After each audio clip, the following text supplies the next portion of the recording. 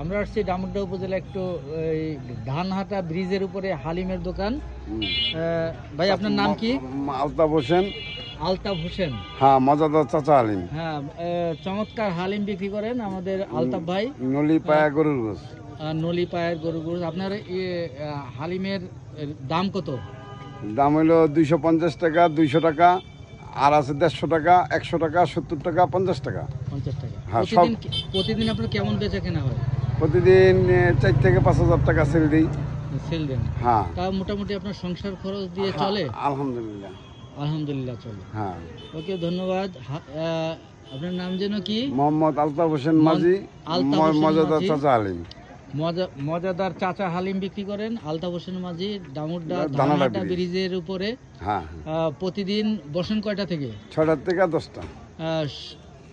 সন্ধ্যা 6টা থেকে রাত 10টা পর্যন্ত উনি হালিম বিক্রি করেন। তো ধন্যবাদ আলতাফ হোসেন ভাইকে তার মজাদার হালিমের জন্য।